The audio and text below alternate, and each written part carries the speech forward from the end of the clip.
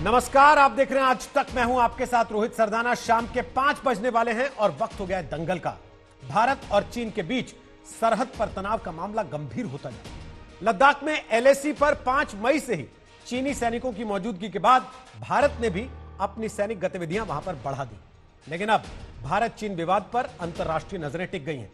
अमेरिकी राष्ट्रपति Donald Trump ने एक बार फिर भारत चीन विवाद पर मध्यस्थता का ऑफर दिया और कहा कि चीन से विवाद पर पीएम मोदी का मूड ऑफ है। हालांकि भारत का विदेश मंत्रालय सूत्रों के हवाले से पीएम मोदी को लेकर कही गई बात का खंडन कर रहा है और मध्यस्थता के ऑफर को भारत और चीन दोनों ही ठुकरा चुके। लेकिन सवाल यह है कि बार बार भारतीय सरहद का उल्लंघन कर रहे चीन के साथ भारत कैसे निपटे। मौजूदा विवाद पर उच्च स्तरीय बैठकों के बाद भारतीय रिस्पांस यही है कि भारत कूटनीति के रास्ते भले तलाशे, लेकिन सरहद पर अपनी मौजूदगी नहीं घटाएगा।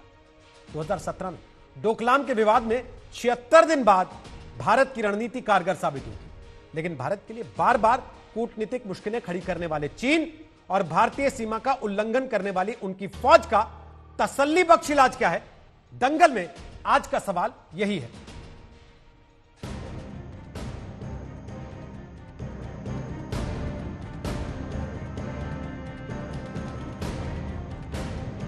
लद्दाख में चीन के साथ भारत का विवाद जस का तस बना हुआ है। एलएसी पर चीनी सैनिकों के आ डटने के बाद भारत ने अपने सैनिक वहां बढ़ा दिए, तो इधर कूटनीतिक पारा भी चढ़ गया है। भारत चीन के बीच मध्यस्थता की पेशकश करने वाले अमेरिकी राष्ट्रपति डोनाल्ड ट्रंप ने फिर एक चौंकाने वाला बयान दे दिया। डोनाल्ड ट्रंप ने कहा, 140 करोड़ लोगों और ताकतवर सेनाओं वाले दो देशों भारत और चीन के बीच बड़ा विवाद बन गया है। भारत खुश नहीं, शायद चीन भी खुश नहीं। मैंने प्रधानमंत्री मोदी से बात की और चीन के साथ जो चल रहा है उससे उनका मूड अच्छा नहीं है। ट्रंप के इस बयान को भारत विदेश मंत्रालय के सूत्रों ने खारिज कर दिया, क्योंकि अप्रैल से ही मोदी की ट्रंप से कोई बातचीत नहीं हुई है। जहां एक तरफ अमेरिका के राष्ट्रपति डोनाल्ड ट्रंप ने ये कहा कि उन्होंने प्रधानमंत्री नरेंद्र मोदी के साथ बात की थी और नरेंद्र मोदी काफी नाखुश हैं भारत और चीन के बीच जो बॉर्डर में हो रहा है उसको लेकर, वहीं दूसरी तरफ भारत ने ये साफ कर दिया है कि ऐसी कोई बात नहीं हुई और मध्यस्थता को लेकर भारत का रुख काफी साफ है। भारत मध्यस्थता नहीं चाहता।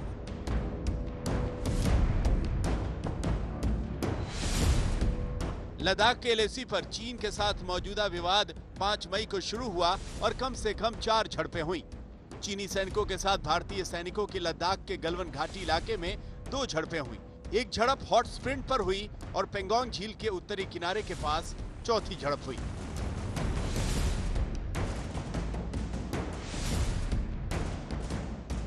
गलवन घाटी से पेंगोंग झील तक की अप्रैल और मई की सैटेलाइट तस्वीरों को आमने सामने रखने पर साफ नजर आ रहा है कि अप्रैल में नदी के दूसरी तरफ का इलाका खाली था, लेकिन मई में वहां सैनिक आ गए। चीन के साथ विवाद पर प्रधानमंत्री नरेंद्र मोदी ने 26 मई को उच्च स्तरीय बैठक की थी। भारत और चीन दोनों ट्रंप की मध्यस्थता की पेशकश के लिए तैयार नहीं है, लेकिन चीन की इस हरकत का इलाज ढूंढना भारत की चुनौती है। Troops have taken a very responsible approach towards border management and strictly follow the procedures laid out in various bilateral agreements and protocols with China to resolve any issue that may arise in the border areas. At the same time, we remain firm in our resolve to ensuring India's sovereignty and national security. Delhi से गीता मोहन और लद्दाख से अशरफ वानी के साथ आज तक bureau. तो आपको बता दें कि आज दंगल में हमारे साथ कोई राजनेता नहीं होंगे। हमारे साथ केवल रक्षा और विदेश मामलों के जानकार होंगे, जो आपको बताएंगे कि असल में बार बार भारत और चीन के बीच सरहद पर यह तनाव क्यों होता है, जो आपको बताएंगे कि असल में भारत और चीन के बीच इस तनाव का तसल्ली बख्श इलाज क्या है। 2 चेहरे जो आप स्क्रीन पर देख रहे हैं, दोनों को आप बखूबी पहचानते हैं। हमारे साथ हैं major general GD Bakshi, retired रक्षा विशेषज्ञ, और हमारे साथ आ गए हैं major general Bishambar Dayal, retired, वो भी रक्षा विशेषज्ञ हैं। हमारे साथ 3 मेहमान और इस कार्यक्रम में जुड़ेंगे। पुंचक स्टुबडान, जो कि पूर्व राजनयिक हैं, खासतौर पर भारत चीन मामलों के विशेषज्ञ हैं। हमारे साथ lieutenant general retired Shankar Prasad होंगे, रक्षा विशेषज्ञ हैं। और हमारे साथ सोनम वांगचुक होंगे, इनोवेटर हैं, एजुकेशन रिफॉर्मिस्ट हैं और खास तौर पर तिब्बत के मामले पर अपनी बात रखने के लिए जाने जाते हैं। आप सबका स्वागत है दंगल में। सबसे पहले मेरा सवाल सीधे सीधे जीडी बख्शी आपसे यह है कि चीन चाहता क्या है? बार बार सरहद पर वो चीजें क्यों होती हैं जिसके बाद ये खबरें आती हैं कि स्टैंड ऑफ की स्थिति हो गई है भारत और चीन के बीच में? देखिए साहब, इस बार तो खासकर कोरोना वायरस के चलते हमको चीन में एक सीज मेंटालिटी सी दिखाई दे रही है, जिसके चलते वो चारों तरफ चौतरफा एग्रेशन और आक्रामक तेवर दिखा रहा है। ये सिलसिला उसने शुरू किया जनवरी इस साल में, जब कोरोना वायरस शुरू ही हुई थी, और वो साउथ चाइना सी में मलेशिया के बरखिलाफ बड़े आक्रामक तेवर दिखाए, जहां उनका पेट्रोनास का जो है एक्सप्लोररशिप उन्होंने लगाया हुआ था साउथ चाइना सी में। उसके पश्चात वो ताइवान के खिलाफ मिलिट्री एक्सरसाइजेज शुरू करी, फिर जापान के खिलाफ सेनकाकू आइलैंड में, और मई महीने से हमारे खिलाफ ये दमन चक्कर शुरू। देखिए, इसके कई वजूहात हो सकते हैं। चीन जो है, एक तो हम सब जानते हैं कि जानबूझकर उसने जो है बॉर्डर डिलिएशन को नहीं होने दिया, मैप्स भी नहीं एक्सचेंज किए हैं कि भाई हमारी परसेप्शन ऑफ द बॉर्डर कहाँ है, आपकी परसेप्शन ऑफ द बॉर्डर कहाँ है। इसके चलते हमारे ट्रूप्स वहां तक जाते हैं जहां तक हम समझते हैं ये हमारी सरजमी है, और उसके ट्रूप्स वहां तक आते हैं जहां तक उनका अंदाज है कि उनका इलाका।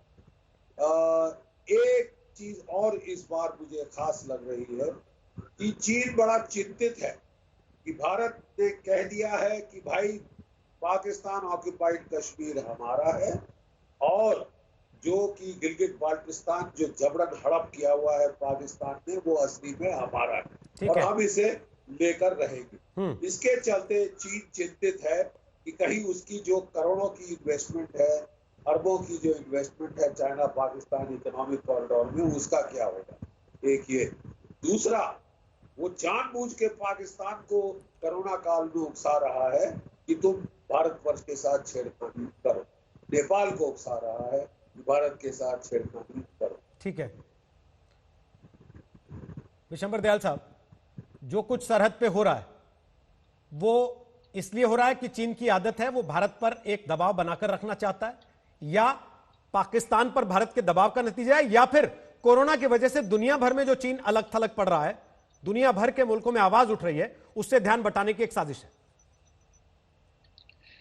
देखिए रोहित, दरअसल इसके कई पहलू हैं। सिर्फ इतना पहलू को अगर हम लिमिट कर देंगे इस विषय को, देखिए पहली बात तो है कि चाइना पिछले 30-35 साल से 40 साल से इस बात का दावा करता है कि इस पूरे एशिया का वो रिप्रेजेंटेटिव है यूएन में, तो उसकी एक तरह से मतलब उसका दबाव है, मतलब वो एक यहाँ का मेजर पावर है, और वो उस मेजर पावर में भारत को हिस्सेदार नहीं बनाना चाहता। और 1991 के बाद जब से भारत में इकोनॉमिक पॉलिसी और भारत का इकोनॉमिक ग्रोथ स्टार्ट हुआ एक रैपिड स्पीड पे, तब से उसको भारत की इकोनॉमी को भी वो अंडरमाइन करना चाहता है कि भारत इकोनॉमिकली उससे बहुत है। एक तो ये एक इंटरनेशनल छवि है, एक इंटरनेशनल नैरेटिव है, जहां वो यूएन का परमानेंट मेंबर है, जहां वो एक इकोनॉमिक एस्टैब्लिश्ड इकोनॉमिक पावर है, जहां वो एक एस्टैब्लिश्ड नाउ मिलिट्री पावर है। तो वो उस टेबल पे जो शेयरिंग है, उस टेबल पर वो शेयरिंग है, जैसे अमेरिका, फ्रांस, चाइना, मतलब अमेरिका, फ्रांस और जो यूरोप की एक वो थी, उसमें वो नहीं चाहता कि भारत का उस तरह से एक दुनिया में बोलबाला हो। दूसरी बात यह है कि भारत को अगर भारत के ग्रोथ को, भारत को अगर अंडर प्रेशर रखना है, तो उसके पास एक ही टैक्टिक सर, वो है उसका बॉर्डर पर बार बार इस किस्म की कार्रवाई करना। ये इसलिए पॉसिबल है कि चाइना ने बॉर्डर पर इंफ्रास्ट्रक्चर डेवलपमेंट हमसे बहुत पहले स्टार्ट कर दिया, हम लोग इसमें थोड़े से पिछड़ गए। लेकिन 1962 के बाद आज तक चाइना को भारतीय सेना ने सरहद पर 1 इंच जमीन भी नहीं दी है आज तक। ये सब वो टैक्टिक्स करता रहता है, और अब खासकर 3-4 मुद्दे उसने जानबूझकर उठाए हैं, क्योंकि एक तो भारत ने, जैसे जनरल बख्शी ने बताया, एक तो जब से हमने कहा पीओके हमारा है, तो उसके पूरे के पूरे अक्सर चाहे उसके इंटरेस्ट जो हैं पाकिस्तान के अंदर वो डायरेक्टली अफेक्टेड होते हैं। और पाकिस्तान का प्रेशर नहीं रहा, J&K में पाकिस्तान का बिल्कुल बोलबाला, बिल्कुल जो पाकिस्तान टेररिज्म फैला रहा था, जिससे इंडियन इकोनॉमी डिस्टर्ब रखती थी, एक दुनिया में छवि रहती है कि भारत डिस्टर्ब्ड है। तो उसके तहत ये चाइना पाकिस्तान के साथ मिलकर भी J&K में पाकिस्तान में भी पाकिस्तान के साथ चाइना के भी स्टेक्स थे। आज जो है वो बिल्कुल एक थोड़ा सा इसमें वो है कि भाई वर्ल्ड हेल्थ ऑर्गेनाइजेशन में भारत की से है, दुनिया में भारत जो है आज हेल्थ के मामले में भारत उभर कर आया है, भारत ने दुनिया भर को एड्स दी हैं, तो जो उसके खिलाफ इंक्वायरी है, जो उसके खिलाफ दुनिया का शक है, जो उसके खिलाफ वेस्ट का जो रुख है, उस रुख में कहीं ना कहीं उसको किसी की मदद चाहिए, और वो मदद सिर्फ भारत दे सकता है इस इलाके से। तो वो भारत के साथ एक प्रेशर टैक्टिक्स, एक नैरेटिव एस्टैब्लिश कर रहा है, जिसमें कि उसने इसको एस्केलेट कर दिया। देखिए ये पहले भी होता था, ट्रांस बॉर्डर LAC पर ये सब होता था, पेट्रोल्स में क्लैशेस तो नहीं होते थे, बट पेट्रोल्स के अंदर थोड़ा बहुत वो होता था। लेकिन दयाल साहब, कुछ वक्त पहले तो शी जिनपिंग को हम हिंदुस्तान घुमा रहे थे और हम ये कह रहे थे कूटनीतिक तौर पर हमने इनसे एक साझेदारी बना ली है, इनसे हमारी दोस्ती हो रही है। देखिए वो यस, और उसके बाद डोकलाम हो जाता है। लेकिन देखिए वो करेगा, चाइना करेगा। चाइना समझता है कि भारत के अंदर एक डेमोक्रेटिक सेटअप है, इस डेमोक्रेटिक सेटअप में चाइना की तरह या पाकिस्तान की तरह अगर थोड़ी बहुत भी हमारे बॉर्डर्स पर कोई भी अगर वो कार्रवाई करता है तो उसका मल्टीपल इफेक्ट है। मल्टीपल इफेक्ट क्या है कि हमारे यहाँ लोग सेंसिटिव हैं बॉर्डर को लेकर, और सेंसिटिव है बॉर्डर को लेकर, तो डेमोक्रेटिक व्यू है, डिफरेंट व्यूज हैं, तो हम लोग इसमें भी तो वो इसको एक कंट्री के अंदर एक वो भी तो डालता है ना। तो चाइना की बड़ी सोची आपका इशारा इस तरफ है जो आज बयान आया विपक्ष का, कांग्रेस पार्टी का, कि सरकार देश को कम से कम सामने रखे कि पूरी स्थिति क्या है इस समय, सरकार छुपा रही है, आपको लगता है ऐसा? देखिए मैं समझता हूं सरकार को जब इतने दिन से, पिछले 1 महीने से इतनी मीडिया के अंदर चारों तरफ इतने एक अनसर्टेनिटी जो है, एक रियल ग्राउंड सिचुएशन जो है, हर कोई उसमें अज्यूम करता है, हर कोई उसमें अंदाजा लगाने की कोशिश करता है। मैं समझता हूं सरकार को एक देश को पूरा का पूरा एक इसका स्पष्ट रुख रखना चाहिए और बिल्कुल नहीं घबराना चाहिए, क्योंकि चाइना से हम बॉर्डर पर चाइना से हमारी सेना बहुत मजबूत है। नहीं सर, घबरा कौन रहा है? हमेशा उसका हमें, क्या आप ये कह रहे हैं सरकार घबरा रही है बताने में? वो वही बात है, वो मैं आपको जो बात कह रहा था, चाइना भी समझता है, पाकिस्तान भी समझता है कि सरकार एक पेज खोलेगी तो विपक्ष जो है 2 पेज का हिसाब मांगेगा, विपक्ष 2 पेज का, सरकार 2 पेज दी, विपक्ष और कोई। तो ये जो मुद्दे हैं, एक मैं समझता हूं देश को एक कॉन्फिडेंस के तौर पर सेना द्वारा नहीं बल्कि मिनिस्ट्री ऑफ डिफेंस द्वारा एक देश को मैं समझता हूं एक किसी किस्म का। बट दयाल साहब, मैं इसी सवाल को आगे शंकर प्रसाद जी से पूछ रहा हूं। शंकर प्रसाद जी, उन्होंने जो बात कही उसी में विरोधाभास मुझे लग रहा है, क्या आपको भी लग रहा है कि अगर 1 पेज खोलेंगे तो विपक्ष कहेगा 2 पेज का जवाब दो, 2 पेज खोलेंगे तो कहेगा 4 पेज का जवाब दो, और फिर यह भी कि मिनिस्ट्री ऑफ डिफेंस को आके देश के सामने स्थिति साफ करनी चाहिए? क्या भारत की नीति रक्षा मामलों में यह है कि आके प्रेस कॉन्फ्रेंस करें और सारी चीजें सार्वजनिक कर दें कि क्या हो रहा है क्या नहीं हो रहा? जी, आपका सवाल बिल्कुल दुरुस्त है। मैं GD बख्शी साहब ने जो बातें कही, जिस वजह से ये हो रहा है, उससे सहमत हूँ। शुरू में जो दयाल साहब ने बातें कही उससे भी कुछ हद तक सहमत हूँ, लेकिन मुझे दुख है कि मैं इसे पॉलिटिकल बात कतई नहीं करने दूंगा और न करना चाहता हूँ।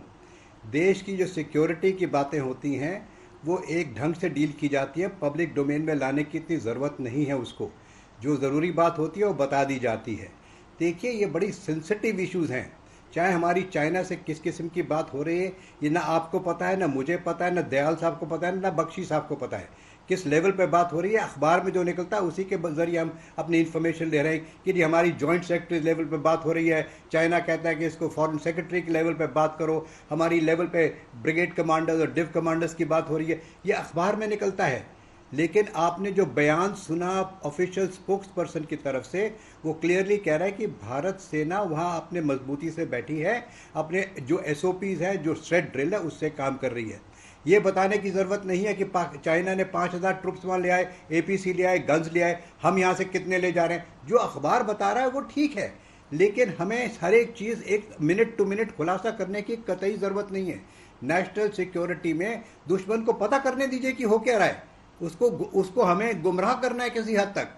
मुझे उम्मीद है शायद बख्शी साहब इससे सहमत रहेंगे, लेकिन बख्शी साहब से भी आप पूछ लीजिए, किसी हद तक पब्लिक को बताना ज़रूरी है। एक प्रेस कॉन्फ्रेंस होती है, ऑफिशियल स्पोक्स पर्सन बताते हैं, वहाँ कोई मिलिट्री वाला नहीं बताता, वहाँ कोई मिलिट्री स्पोक्समैन इसमें कोई दखल नहीं दे रहा, जो फॉरेन मिनिस्ट्री का स्पोक्स पर्सन है वो बता रहा है।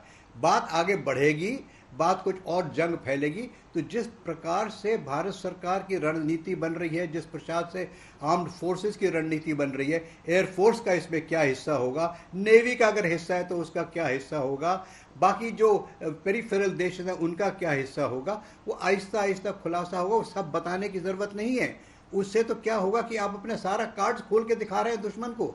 अखबार में निकलने दीजिए, अखबार और जो न्यूज़पेपर में निकलता है वो निकलता है, जो टेलीविजन में डिबेट होती है होने दीजिए, लेकिन सरकार को ऑन अ डेली बेसिस इसकी ब्रीफिंग करना कि 2 पन्ने हमने बताया तो 4 पन्ने उसने बताया, 4 पन्ने उसने बताया तो हमने 10 पन्ने बताए।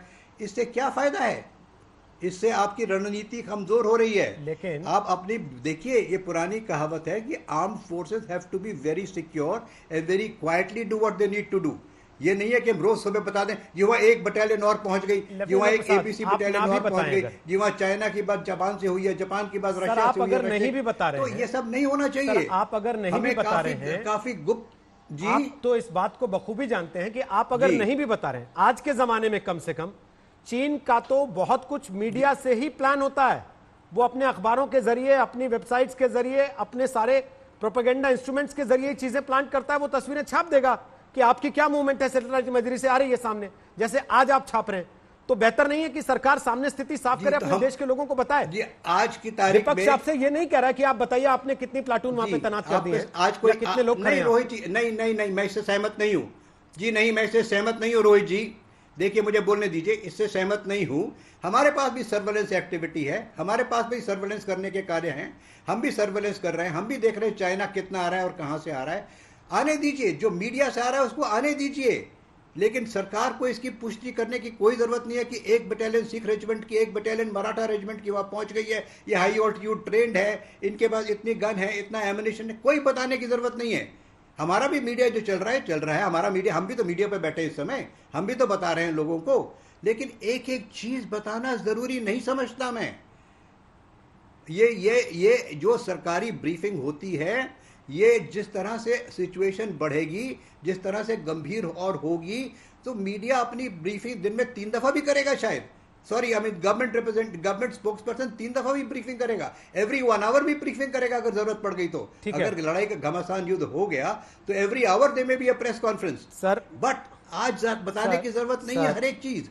हाँ, मीडिया जो पकड़ रहा है, ठीक है, चाइना में पकड़ रहा है, चाइना निकालने दीजिए, ठीक है, क्या फर्क पड़ता है उससे हमें? नहीं, ठीक है सर, आपकी बात, अपनी रणनीति क्यों सामने करें? नहीं, मैं आपसे कतई नहीं कह रहा कि आप रणनीति बनाएं, जी, मेरा व्यू ये है, बाकी आप जाने, आप नहीं, बिल्कुल सर, आपके व्यू पॉइंट से मैं सहमत हूं। कोई टीवी चैनल या कोई मीडिया आपसे ये नहीं कहता कि आप ये बताएं आपने कितने लोग खड़े किए हैं, कितनी गन्स लगाई हैं, क्या आर्टिलरी है, उसका मेक क्या है, कौन से हथियार आपने उनको दिए हैं, वो सारी चीजें नहीं जानने चाहते। लेकिन जब देश का विपक्ष जीडी बख्शी ये कहता है कि ट्रांसपेरेंसी होनी चाहिए, पारदर्शिता होनी चाहिए, देश को पता होना चाहिए क्या हो रहा है, तो उसमें यह सवाल होता है कि अमेरिका का राष्ट्रपति अगर बोल रहा है, मैंने पीएम से बात की थी इनके और उनका मूड ऑफ था, तो सोर्सेज के हवाले से क्यों जानकारी आती है सर कि यह बातचीत हुई नहीं? साफ तौर पर आकर भारत को कह देना चाहिए ना फिर कि नहीं, बात नहीं हुई है दोनों के बीच में। उसमें क्यों गोल गोल घुमाती है चीजें? देखिए रोहित, ऐसी बात है कि जो इंडिया चाइना बॉर्डर है, इस पे 1967 के बाद कोई मेजर फायरिंग काइनेटिक क्लैश नहीं हुआ। मैं फिर दोहराता हूँ, 1967 के बाद 75 में केवल एक छोटा एक्सचेंज ऑफ फायर हुआ था, लेकिन बीच में पूर्ण रूपेण शांति रही है। धक्का मुक्की और बात है साहब, वो कोई हम लोग सीरियस नहीं मानते, धक्का मुक्की और बात। तो ऐसी कोई स्थिति मैं नहीं समझता वहां पे हुई है जिसमें कि हमारे जैसे कि कारगिल का युद्ध चला, तब मैं मिलिट्री ऑपरेशंस डायरेक्टोरेट में था, तब रोज एक ब्रीफिंग सेशन हुआ करती थी जिसमें कि आर्म्ड फोर्सेस के रिप्रेजेंटेटिव और फॉरेन मिनिस्ट्री के रिप्रेजेंटेटिव इकट्ठे बैठ के ब्रीफ करते थे मीडिया को क्या हो रहा है, क्योंकि युद्ध शुरू था। अभी वहां पे कोई फायर नहीं हुआ साहब, धक्का मुक्की फायर नहीं है। हिंदुस्तान की फौज इतनी जल्दी नहीं फड़फड़ाती कि आज धक्का हो गया, मुक्की हो गई, हल्की सी चोट लग गई। ये हो गया। ये तो आए दिन की बात है। हम तो जो स्पोर्ट्स गेम खेलते हैं तब भी चोट लग जाती है। हाँ, इस बारी स्थिति में एक फर्क जरूर है।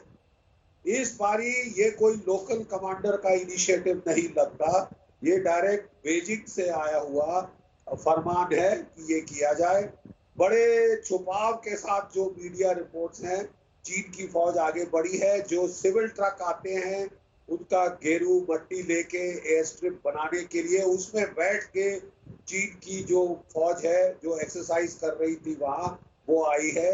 तो हमको थोड़ी हैरत हुई है देख के इस बार की जो उनके आने का तरीका, बड़ा क्लैंडस्टाइन सरप्राइज हासिल करने वाला। लेकिन अभी भी अब खबरें आ रही हैं कि वो डेप्थ एरियाज में डिफेंसेस वगैरह बना रहे हैं, उन्होंने डिगिंग वगैरह शुरू की है। लेकिन जहां आगे जहां इंट्रूजन की है वो तंबुओं में ठहरे हैं, गाड़ियों में हैं। तो हम क्या कर रहे हैं सर? स्थिति हम भी बिल्कुल वही टिट फॉर टैट, जैसे को तैसा, जैसा तुम करोगे वैसा तुम पाओगे। हम भी बिल्कुल वही किया। हमारे भी ट्रूप्स आगे गए हैं, हमारे भी गाड़ियां आगे गई हैं। ठीक है, हमने भी उनके सामने पोजीशन ले ली है। ओके। हमारे साथ फुनचक स्तुपदान आ गए सर, एक कमेंट जरा उनसे भी ले लें, उनकी भी बात सुन लें। और हमारे साथ आ गए रिटायर्ड जेकेएस परिवार साहब, उनसे भी बात कर लें एक बार। फुनचक स्तुपदान, स्वागत है आपका आज तक पर। सर, जो बात जीडी बख्शी कह रहे हैं कि हम भी टिट फॉर टैट कर रहे हैं, जो चीन कर रहा है वही हम भी बॉर्डर पर कर रहे हैं, क्या आपको लगता है हम एक और डोकलाम जैसी सिचुएशन की तरफ बढ़ रहे हैं, या इस बार हालात ज्यादा टेंस है पहले के मुकाबले?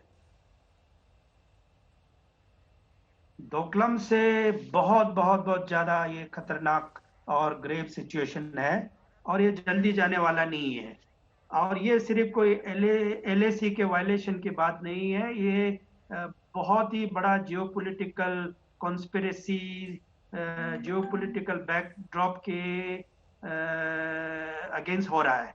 तो इसका ये तो लंबा रहेगा, क्योंकि Chinese want to change the narrative, पूरा डिस्कोर्स को बदलना चाहते हैं, हम भी बदलना चाहते हैं। हमने भी तय किया है कि 370 हटाने के बाद हम अक्साई चीन को आप लेके रखेंगे। ये सिर्फ एलएसी की बात नहीं है। 56-58 साल तक हम एलएसी का मंत्र जपते रहे और आगे ना बढ़े, वो इधर आते रहे। आप नहीं होगा। आप, हमारा आर्मर्ड डिवीजन भी जा रहा है वहां पे, हमारा माउंटेन स्ट्राइक भी जाएगा। तो ये जो है वो जब आर्मर्ड डिवीजन लगता है तो ये माउंटेन के लिए नहीं होता है, ये डेजर्ट के लिए होता है। अक्साई चीन जो है वो डेजर्ट है, वो प्लेटो है, और ये हिमालय भी नहीं है, ये तेरिम बेसिन का एक्सटेंशन है। तो हम अपना फुल प्रिपरेशन, अपने एजेंडा को लेके चल रहे हैं। हमारा पूरा जो यूनियन टेरिटरी ऑफ लद्दाख बना है, वो पूरा अक्साई चीन 37,000 स्क्वायर किलोमीटर वो हमारा है। अभी तक वो चाइनीज वहां पे बैठे हुए थे, हम कह रहे थे एलएसी क्या होता है? एलएसी एक इमेजिनरी बाउंड्री है, वो भी कहता है परसेप्शन चेंज हो रहा है, आज ये है कल वो है। चाइनीज कहता है मैं यहाँ हूँ, हम कहता है हम उधर है। तो ये सिलसिला तो 70 साल से चल रहा है, अब तो ये बर्दाश्त नहीं होगा।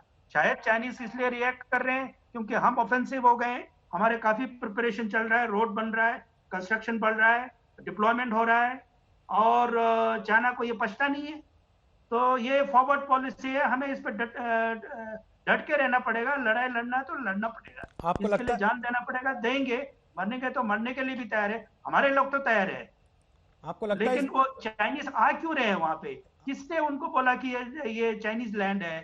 चाइनीज तो बहुत दूर है, होगा तो तिब्बती का है। वो तिब्बती क्यों एक्सप्लेनेशन क्यों नहीं दे रहा है? वो दलाई लामा धर्मशाला में बैठा है, उसको बोलो कि ये तिब्बत का जमीन नहीं है, भारत का है, वो तो चुपके से बैठा हुआ है। तो ये हमारा भी कोई गलतियां हैं कि ये भाई जी चीन आ गया और दलाई लामा बोले चीन को खाने दे, चुपचाप से बैठे अपना मंत्रा करते, पूजा करते रहे। ऐसा तो होगा नहीं। हमने तो उसको गवर्नमेंट बना के दिया धर्मशाला में, क्लैरिफिकेशन दे दो ये तिब्बत का जमीन नहीं है, ये भारत का है, ये क्यों आ रहा है? या वो दोनों मिले पिगल है, क्या है ये? तो स्ट्रेटेजी हमें समझ में नहीं रहता, कंफ्यूजिंग है। ये लद्दाख का लैंड है, ना तिब्बती है ना चाइनीज है। शंकर प्रसाद साहब,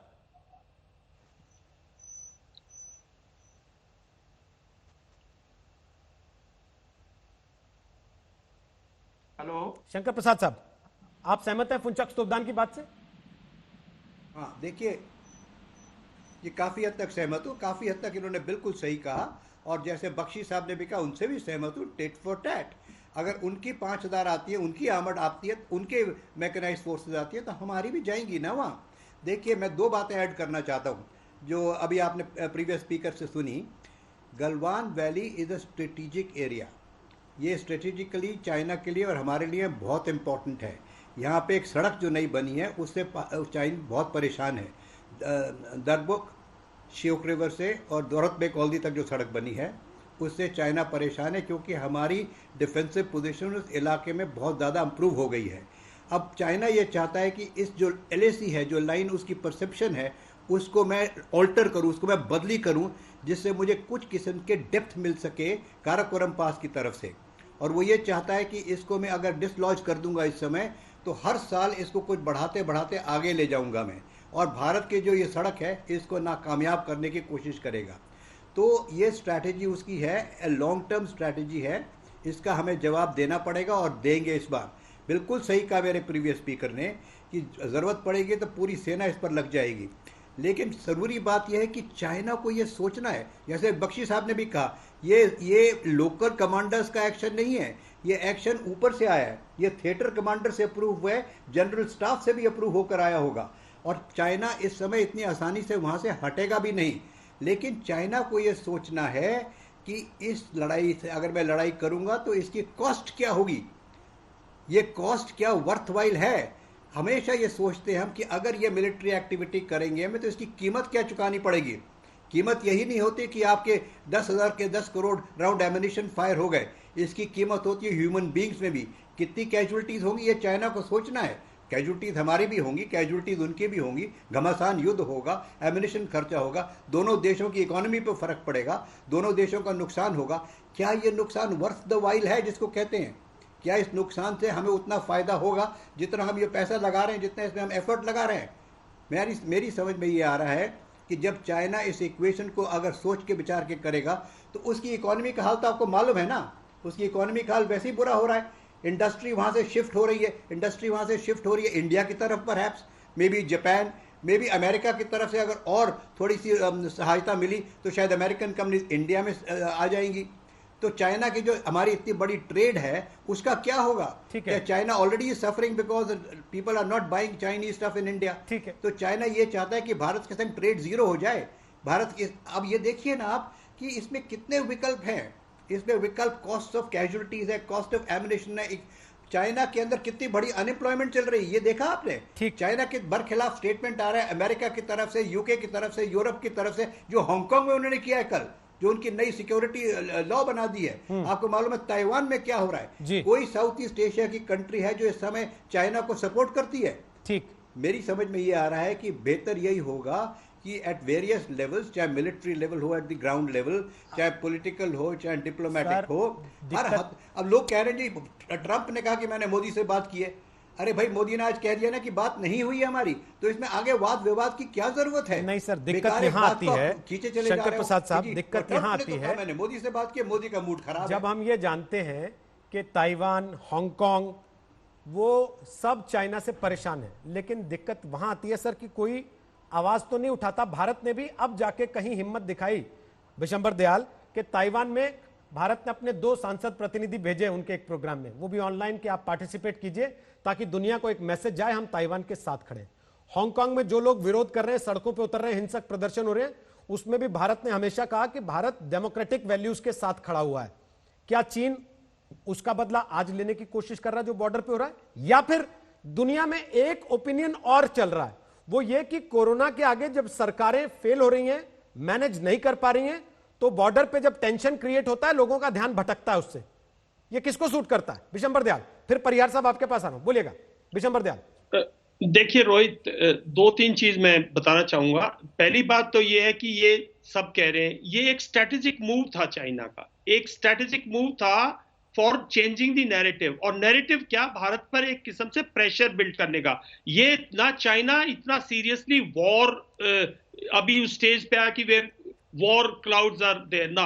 चाइना जो चीज चाहता था वो इतना चाहता था कि भारत पर एक प्रेशर क्रिएट कर दे एक स्ट्रेटेजिक पॉइंट पे। और गलवान वैली जैसे सब ने कहा, उसने बहुत स्ट्रेटेजिकली सोच के इस पॉइंट को प्रीएम्प्ट करके एक नैरेटिव सेट कर दिया जिसका हम जवाब ढूंढ रहे हैं अब, जिसका हम लेकिन और हाई लेवल पे इसकी जितनी डिस्कशन थी, ऑलरेडी पीएमओ, ऑलरेडी अपने नेशनल सिक्योरिटी एडवाइजर ऑलरेडी उस लेवल पर रेज कर दिया। चाइना कोई स्ट्रेटेजिक बार्गेनिंग चाहता है इंडिया से, away from the border dispute जो है वो हम दोनों के बीच में है, एलएसी है, उस पर इससे ज्यादा फर्क नहीं पड़ने वाला। चाइना के कुछ स्ट्रेटेजिक एम्स है, ग्लोबल एम्स है, जैसे अभी सामने अभी आपने बोला, ऑफ कोर्स वो चाहता है भारत हांगकांग से बैकआउट कर जाए, ऑफ कोर्स वो चाहता है भारत किसी किस्म की ताइवान की मदद ना करे, ऑफ कोर्स वो चाहता है भारत का प्रेशर पाकिस्तान पे कम हो जाए, वो चाहता है कि वर्ल्ड हेल्थ ऑर्गेनाइजेशन में उसको भारत सपोर्ट करे, वो चाहता है जो इंटरनेशनल एनवायरमेंट बन रहा है भारत से वहां वो मदद चाहता है, क्योंकि इंटरनेशनल एनवायरमेंट आज उसके खिलाफ बन रहा है। कोविड-19 का वो सबसे बड़ा कल्प्रिट लग रहा है, सबसे बड़ा उसको उसके ऊपर ब्लेम गेम है ये। तो वो भारत के कहीं ना कहीं लीवरेज चाहता था और वो लीवरेज उसने बॉर्डर पर क्रिएट किया। दूसरी बात मैं बताना चाहता हूं, मैं ये नहीं कहता अपनी स्ट्रेटेजिक प्लान बताओ, क्या डिप्लॉयमेंट है ये बताओ, नहीं, लेकिन जब एक महीने तक देश में बार बार ये हो रहा है कि बॉर्डर पे कुछ हो रहा है, बॉर्डर पे कुछ हो रहा है, हमारी डेमोक्रेसी है, हमारी डेमोक्रेसी के अंदर इलिटरेसी भी है, हमारी डेमोक्रेसी के अंदर बहुत जल्दी अफवाहें भी फैल जाती हैं। तो डेमोक्रेसी आपकी स्ट्रेंथ भी हो सकती है और आपकी वीकनेस भी हो सकती है। पाकिस्तान और चाइना हमारी वीकनेस को एक्सप्लॉइट करते हैं। क्यों ना एक स्ट्रांग फुट, मैं नहीं कहता आप हर रोज ब्रीफिंग कीजिए, हर रोज बताइएगा और हर पन्ना खोल दीजिएगा, लेकिन देश को बताना चाहिए कि चाइना इस बार वो कार्रवाई कर रहा है जो आम नहीं करता था। आप सभी लोग हम उसको डेकोरेटेड लोग हैं, आप सभी लोगों ने भारत की फौज में वो सारी परिस्थितियां देखी हैं, फेस की हैं, लीड किया है उन परिस्थितियों में जिनमें भारत विजयी होकर निकल के आया। 62 की लड़ाई में या 71 में या उससे पहले या इवन करगिल में। सर अखबार में छपवा के गए थे क्या कि हम जा रहे हैं वहां पर इलाज करने के लिए? नहीं रोहित, नहीं जाने की जरूरत अखबार में या अब पॉलिटिकल पोजीशनिंग है इसलिए कहना है कि भाई बता के जाओ? नहीं बिल्कुल नहीं रोहित। मैं देखिए जो मैं बात कह रहा हूं उसका मतलब ये नहीं है। मैं ये कह रहा हूं भारत बहुत मजबूत है। चाइना भी समझता है कि ग्राउंड फोर्सेस वॉरफेयर में चाइना बहुत, कारगिल युद्ध के बाद दुनिया की हर सेना जानती है कि भारतीय सेना से ऐसे इन हालात में कोई लोहा नहीं ले सकता। माउंटेन वॉरफेयर में कोई भारत से लोहा नहीं ले सकता, मात खाएगा। चाइनीज आर्मी वो नहीं है, हमारी बड़ी प्रोफेशनल और ट्रेंड आर्मी है। लेकिन अगर आपको देश को मैं फौज की बात नहीं कर रहा, फौजी प्लान्स की बात नहीं कर रहा, फौजी मूवमेंट्स की बात नहीं कर रहा। फौज को बताएगी, हमारे सीनियर ऑफिसर्स ब्रीफ करेंगे, हमारे सीनियर ऑफिसर्स कॉन्फिडेंस करेंगे, लेकिन देश को अफवाहें फैलने से बचाने के लिए मैं समझता हूं एक ब्रीफिंग, अच्छी ब्रीफिंग, उसमें मिनिस्ट्री ऑफ एक्सटर्नल अफेयर्स और डिफेंस की कोई प्रॉब्लम नहीं है। वो देश को और भी कॉन्फिडेंस। मैं आपकी बात पे भी कमेंट दे लेता हूं। जीडी बख्शी साहब कुछ बोलना चाह रहे हैं उसके पहले, लेकिन दो मेहमान और प्लीज, दो मेहमान और हैं, जीकेएस परिवार साहब और हमारे साथ सोनम वांगचुक आ गए, एजुकेशनिस्ट है, उनसे भी बात करें। उसके पहले फटाफट एक कमेंट, परिहार साहब, आपको लगता है प्रधानमंत्री नरेंद्र मोदी ने एक बात कही कोरोना के टाइम में, आपदा में अवसर, और चीन के मामले में भी भारत इस समय आपदा में अवसर देख रहा है कि ये मौका है? देख रहा है, बिल्कुल है, इसमें कोई शक नहीं है। और जो चाइना, जो लद्दाख में, ईस्टर्न लद्दाख में जो कुछ हो रहा है, वो इलाका मेरा अच्छी तरह से देखा हुआ है। मैं जनरल शंकर प्रसाद, जनरल बख्शी से पूरी तरह सहमत हूं कि इंडियन आर्मी की कॉम्पिटेंसी और प्रोफेशन, उस पर कोई शक नहीं कर सकता है। आईटीबीपी और इंडियन आर्मी बहुत अच्छा काम कर रहे हैं, मगर अगर वहां पर चाइना पेंगोंग लेक में एंटर कर रहा है, थोड़ा आगे आए, इतना हुआ है, तो इसका मतलब हमारे सर्विलेंस में और इंप्रूवमेंट की जरूरत है, इसको कोई दो राय नहीं है। चाइना जो है वो छोटी एक्शन नहीं करता है। आप सबने बोला है कि ये लोकल कमांडर लेवल का नहीं है, ये थिएटर लेवल से आया है। मैं कहता हूँ ये थिएटर लेवल नहीं आया है, ये सुप्रीम कमांडर से आया है, चाइनीज प्रीमियर की तरफ से आया हुआ है। बिकॉज चाइना जो है वो भारत को स्ट्रेटेजिकली सब तरफ से घेर रहा है। नेपाल, भूटान, मालदीव, सेशल्स एंड श्रीलंका, सब तरफ ये एक्शन हो रही है। आप देखिए चाइना कितना विजनरी है। प्राइम मिनिस्टर मोदी जब गुजरात के चीफ मिनिस्टर थे नवंबर 2011 में, उनको ये तब वाइस प्रेसिडेंट थे प्रीमियर शी पिंग, उन्होंने इनवाइट किया था 5 दिन उनको, उन्होंने पूरा एक स्पेशल वो दिया गया था प्रिविलेज, बिकॉज चाइना जानता था कि हिंदुस्तान की अगली लीडरशिप जो है वो नरेंद्र मोदी है। 2011 में उन्होंने ये डिसाइड किया था। आज की डेट में जयशंकर प्रसाद और प्राइम मिनिस्टर के रिलेशन चाइनीज लीडरशिप से बहुत स्ट्रांग है, और मुझे लगता है कि ये इसका अल्टीमेट जो है वही होगा। इसमें ये prime minister and premier level पे ये स्टैंड ऑफ हो। क्या समझू सर, पर कि अगर रिलेशनशिप बहुत अच्छे हैं, उसके बावजूद बॉर्डर पे बार बार ऐसी हरकतें हो रही हैं, तो उसका मतलब क्या निकाला जाए? वो अपना पोजीशन कंसोलिडेट डेफिनेटली कर रहे हैं गिव एंड टेक के लिए, इसमें कोई डाउट नहीं है। तीसरी बात जो ट्रंप की कही है, ट्रंप साहब पॉलिटिशियन नहीं है, बिजनेसमैन है, वो बातें बोल देते हैं जो उनको नहीं बोलना होती है। मैं बता रहा हूं आज की डेट में सारे कंट्रीज जब भी कोई स्टैंड ऑफ होते हैं वो आपस में बात करते हैं। रशिया, अमेरिका, भारत की बातें जो है वो 62, 65, 71, 99 और कितनी बार हुई हैं, हर बार होती हैं, दूसरी कंट्री भी करते हैं, पर ये बोलते नहीं है। ये यहाँ ट्रंप साहब ने बोल दिया है। अब इस सारे इसमें जो हुआ और ये जो कोहरा छाया हुआ है, मैं जनरल विश्वम्बर दयाल से पूरी तरह सहमत हूं कि एक जो है इनको गवर्नमेंट को, अपोजिशन को कॉन्फिडेंस में लेना चाहिए। आप पब्लिकली नहीं बोलिए, उनको कॉन्फिडेंस में लीजिए और हमें आप इतना बताइए कि वहां पर पोजीशन क्या है। आर्मी डिप्लॉयमेंट की हम बात ही नहीं कर रहे, मगर रियलिटी तो पता होनी चाहिए। ओके जीडी बख्शी साहब बोलिए फटाफट, इस पर आप जवाब देना चाह रहे हैं, फिर मैं फुनचक तोपदान के पास जा रहा हूं। क्या वाकई भारत चीन के मामले में भी आपदा में अवसर तलाश रहा है, जो बॉर्डर पे स्टैंड ऑफ है? फुनचक से पूछेंगे, उसके पहले बख्शी साहब आप इस पर कमेंट करना चाह रहे थे, जो बात विशंबर दयाल और परिहार साहब ने बोली है। देखिए, मैं एक चीज जरा साफ कर दूं, चीन की फौज को लड़ाई लड़े 42 साल हो गए। आजकल वो ज्यादातर पोस्चरिंग करती है, एक्सरसाइजेस करती है, psychological pressure, coercive diplomacy, media pressure, legal pressure, ये सब डाल रही है। ठीक है, चाइनीज स्ट्रेटेजिक कल्चर कहता है one strategic direction at one time. इस वक्त चाइना की स्ट्रेटेजिक डायरेक्शन ताइवान और साउथ चाइना सी की ओर है, प्राइमरी स्ट्रेटेजिक डायरेक्शन। अगर हम चाइनीज मिलिट्री डॉक्ट्रिन के तहत चलें तो वो एक टाइम पे 2 फ्रंट्स एक्टिवेट नहीं करेगा। पाकिस्तान को थोड़ा संभावना देने के लिए, क्योंकि पाकिस्तान बालाकोट के बाद बहुत सहम गया था। उसने जब हमने 370 को हटाया तब भी कुछ नहीं किया था ऑन ग्राउंड, चै करने के सिवाय। तो इससे चीन थोड़ा चिंतित था कि ये तो भारत हावी हो रहा है पाकिस्तान के ऊपर इस क्षेत्र में। भारत ये भी बात कर रहा है कि हम गिलगित बाल्टिस्तान पीओके वापस ले लेंगे, तो वो थोड़े तेवर दिखाना चाहता था, उसने दिखाए और कुछ जरूरत से ज्यादा तेवर दिखाए हैं। अब देखना है कि वो कहां तक ले जाना चाहता है। मैं नहीं समझता वो एक हद के पार जाएगा, क्योंकि स्ट्रेटेजिक डायरेक्शन सिंगल उसकी इस वक्त ताइवान और साउथ चाइना सी की तरफ है। द टेल कैनॉट वैग द डॉग। कुत्ता दुम को हिलाता है, दुम कुत्ते को नहीं हिला सकती। पाकिस्तान मजबूर नहीं कर सकता चीन को कि वो फ्रंट को ले हमारे खिलाफ, केवल पाकिस्तान के chestnuts out of the fire निकालने के लिए। उसने थोड़ा सांत्वना दे दिया इस एक्सरसाइज के साथ। हमको भी अभी देखना है कि इस हद तक चीन आगे जाएगा। I will worry and I will be concerned, not worry, I will be concerned only if kinetic action starts. अगर फायर खुलता है जो नहीं खुला 67 से, तब हमको कंसर्न होने की जरूरत है। ठीक है फुनचक स्तुपदान, अब की जरूरत है। फुनचक स्तुपदान, अब सवाल यह है, क्या भारत इस स्थिति में है कि चीन के खिलाफ भी आपदा में अवसर तलाशने की कोशिश करे और ये सोचे कि फुल एंड फाइनल कर लिया जाए? ठीक है, अब जो मामले अटके हुए हैं पिछले 60-70 साल से, अगर कश्मीर में निपटा लिए तो फिर इधर भी निपटा लिए जाए।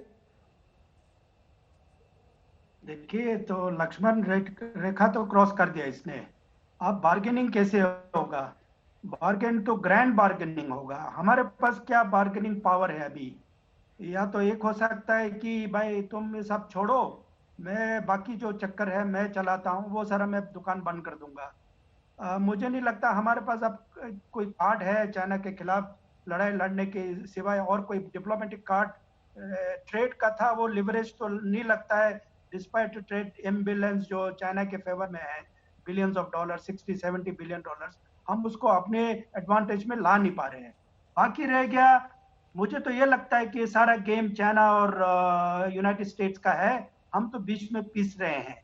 और मैं मानता हूँ, एक अभी आपके पैनलिस्ट ने कहा कि 7 दिन पहले जो assistant secretary of the state of United States Alice Wilson तो भारत के बिहाफ पे चाइना को उंगली कर रहे थे कि देखो जी, आपका बिहेवियर इंडिया के प्रति ठीक नहीं है, जो आप साउथ चाइना सी में कर रहे हैं, आप हांगकांग में कर रहे हो, आप ताइवान में। क्लियरली जो है अमेरिका आपको ताइवान, हांगकांग, साउथ चाइना सी, जहाँ अमेरिका का जो हाइब्रिड वॉर चल रहा है कोविड के चक्कर में, हर जगह में इंडिया को उसको घुसाना चाहता है। आप देखिए, और 6 दिन पहले अमेरिकन के अधिकारी ने बोला कि हम भारत के साथ खड़े हैं, और 6 दिन के बाद कल ट्रम्प साहब कहता है कि मैं तो आपको निगोशिएट करना चाहता हूँ, मीडिएट करूंगा आप दोनों के बीच में। ये दोनों स्टेटमेंट के बीच में बहुत बड़ी लंबी सफर है।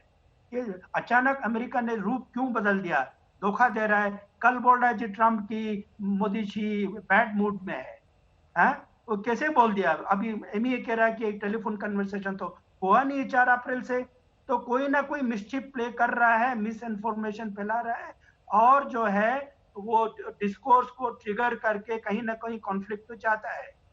तो लगता है कि हमें इस क्रॉस फायर में आना नहीं चाहिए, हमें अपना गेम खेलना चाहिए। अगर तो कल भारत और चीन दोनों बोल के बोले कि देखो, भारत और जो थोड़ा बहुत बोला हुआ है एमईए ने, भारत और चीन दोनों क्षमता रखता है कि अपने प्रॉब्लम को अपने आप सॉल्व करेंगे, किसी की इसका दखल देने की कोई जरूरत नहीं, उसी दिन पिघल जाएगा दोनों। बाकी तो और कोई ऑप्शन है नहीं है लड़ाई करने का। लड़ाई करेंगे तो लड़ाई करना पड़ेगा, फिर क्या है, वो तो नेशनल मूड है। अभी तो वैसे भी हम लॉकडाउन में है, कोरोना क्या नाम है, कोविड के चक्कर में फंसे हुए हैं, लेकिन देश के लिए तो जो कुछ करना पड़ेगा करेंगे। तो हम तो तैयार है जी, बाकी हम कह नहीं सकते। मैं तो बॉर्डर पे रहता हूँ, अभी मैं बॉर्डर पे हूँ, बहुत परेशान है हम। हमारे सारे इकोनॉमी तहस नहस कर दिया है। एक तो कोविड के चक्कर में आप चाइना के आने से हमारे जो ग्रेजिंग है, हमारे नोमैड जो है वो अंदर पास्चर लैंड पे जा नहीं पा रहे हैं। अब वो तो मरेंगे, हजारों जानवर मर जाएंगे, उनके लिए कोई ग्रास ही नहीं है, खाने पीने का कोई सामान ही नहीं है। वो चाइनीज बैठे हुए हैं, टेंशन है, हमारे अपने लोग जाने नहीं देते हैं फौज आगे हमें। तो हमारा तो सारा जिंदगी ही तबाह कर दिया, बर्बाद कर दिया इस चक्करों में। तो डी एस्केलेट होना चाहिए। अभी जो मुझे नहीं लगता है 2-3 महीना हमें वॉर होना चाहिए।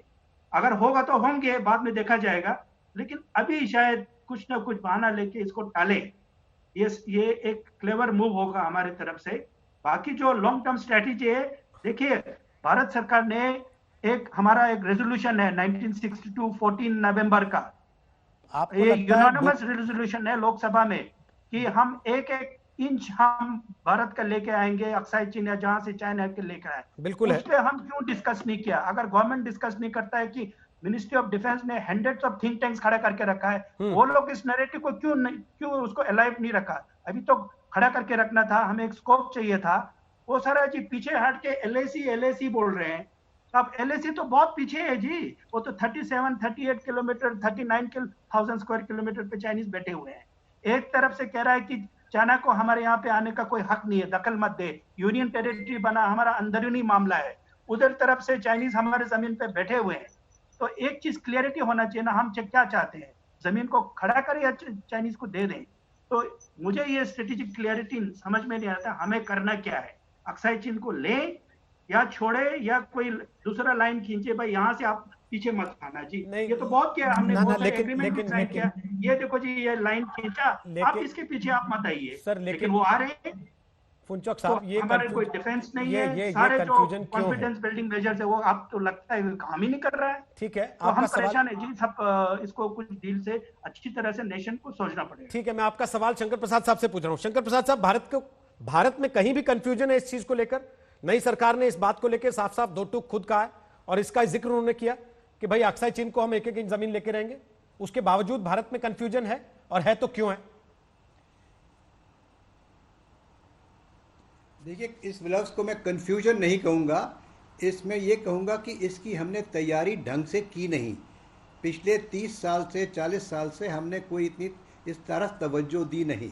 हमने मॉडर्नाइजेशन को बहुत नेग्लेक्ट किया, हमने इंफ्रास्ट्रक्चर डेवलपमेंट को नेग्लेक्ट किया, हमने अपनी सर्वेलेंस कैपेबिलिटीज़ को नेग्लेक्ट किया, हमने अग्रेसिव और ऑफेंसिव कैपेबिलिटीज़ को बनने नहीं दिया, नेग्लेक्ट किया। ये इतने सालों में हुआ है। अब कुछ इसमें जागरण हुआ है, हमारी एक ऑफेंसिव कोर खड़ी हुई है, हमारी सर्वेलेंस की तरफ ध्यान ज़्यादा गई है, इंफ्रास्ट्रक्चर बनना शुरू हुआ है। जो आपने ये सड़क की जिसकी बात करते हैं, दारबुक, शियोक और डीबीओ, ये मालूम है कितने साल में बनी है? ये 19 साल लग गए सड़क को बनने में। और 19 साल क्यों लगे? क्योंकि इस इलाके में वर्किंग पीरियड 1 साल में 2-3 महीने से ज़्यादा होता ही नहीं है। 12 महीने में आप केवल 3 महीने मैक्सिमम वहाँ कार्य कर सकते हैं, नहीं तो बर्फ जमी हुई है, ठंड पड़ रही है, बारिश हो रही है, इतना वेदर खराब रहता है। तो बॉर्डर एरियाज जो हिमालयाज में हमने इंफ्रास्ट्रक्चर की डेवलपमेंट करनी है, उसमें यह भी सोचना है कि it is very expensive exercise. वहाँ सोच विचार के स्ट्रेटेजिक डेवलपमेंट करनी है और ये देखना है इसको मुकम्मल करने में समय कितना लग रहा है। इस सड़क को बनाने में 19 साल लगे, तो हम जो भी चीज़ बनाएंगे उसमें टाइम लगता है। अगर हम देखिए, चाइना हर एक चीज़ को 30 साल आगे की सोचता है। चाइना पिछले 30 साल से डेवलपमेंट कर रहा है वहाँ पे, तब जो उसकी हालत ये हुई है जो आज है, जो उसने 4000 किलोमीटर की ट्रांस सड़क बना रखी है, इतने हेलीपैड लॉजिस्टिक डक बना रखे हैं, 30 साल लगे हैं उसको बनाने में। 30 साल पहले से वो कर रहा है, हमने इसको कुछ सोचा ही नहीं। हम तो बातें करते रहे कि जी हम एक्साइजन लेके रहेंगे। तो अगर हमें एक्साइजन लेना है, जो लेना चाहिए, मैं इससे सहमत हूँ, लेकिन इसके लिए कैपेबिलिटी तो डेवलप करेंगे ना। बिना कैपेबिलिटी के आप कैसे एक्साइजन ले लेंगे? आपके पास ना इतना इंफ्रास्ट्रक्चर है, ना इतनी मॉडर्नाइजेशन ऑफ आर्म्ड फोर्सेस है, तो इसके लिए बहुत सोच विचार करने से डेवलप करने में समय लगेगा। आप देख रहे हैं, आपने राफेल एयरक्राफ्ट खरीदने की कोशिश की है, केवल एक आया और मैंने सुना है कि 3-4 और आ जाएंगे 4-6 महीने में। आपका पूरा स्क्वाड्रन बनने में 2-3 साल लग जाएंगे, और अगर कोरोना जैसी चीज आ गई तो और डिले हो जाता है ये। ठीक बात। तो अगर आपको राइफल चाहिए, एमिनिशन चाहिए, आर्टिलरी गन्स चाहिए, सर्वेलेंस इक्विपमेंट चाहिए, एयरक्राफ्ट चाहिए, नेवल इक्विपमेंट चाहिए, उसके लिए 30, 15, 20 साल लग जाएंगे। तो आप ऐसे कैसे कह देंगे एक दिन उठ के कि जी मैं एक्साइजन लेने के लिए तैयार हो गया और मैं जा रहा हूं एक्साइजन में? एक तो पहले, दूसरी बात मैं जरा बीच में बताना चाह रहा था, जो ट्रंप साहब के बारे में है, वो भी मैं जरा अपनी दिल की बात बता दूं। ट्रंप साहब इस तरह के ट्वीट देते रहते हैं। उन्होंने पहले कहा जी मैं इंडिया और चाइना के पाकिस्तान के बीच में मीडिएट करने को तैयार हूं। अब वो कह रहे हैं जी मैं इंडिया और चाइना के बीच में मीडिएट करने को तैयार हूं, और कोई मौका आएगा तो बोलेंगे जी मैं इसके संग भी मीडिएट करने को तैयार हूं। देखिए, ये चाइनीज प्रेसिडेंट के भी इस समय बड़ी मुसीबतें हैं। Chinese president is also facing election this year. उसको भी अपनी जनता को दिखाना है कि मैंने कुछ करके दिखाया इंटरनेशनली, उसको ये दिखाना है। और अगर उनको ये मिल जाता है मौका मीडिएट करने का कहीं, तो सोचते हैं कि शायद मुझे नोबेल पीस प्राइज मिल जाए, जिस तरह प्रेसिडेंट ओबामा को मिल गया पहले। तो ये सब जो हेड्स ऑफ स्टेट हैं इस किस्म के, वो ये भी सोचते रहते हैं कि किसी तरह मैं ऐसा एक माहौल ढूंढ लूं जिससे कि अपना देश तो चल ही रहा है। तो क्या भारत की सारी परिस्थिति में अमेरिका और चीन के बीच बलि का बकरा बनने को तैयार होगा? एक, या फिर भारत ने तय कर लिया, जैसे डोकलाम में उसने चीन को मजबूर कर दिया था, 76 दिन के बाद ही सही, एक बार फिर से भारत ने कमर कस ली है, चीन को कदम पीछे हटाने होंगे, भले उसके लिए कितना लंबा इंतजार करना पड़े।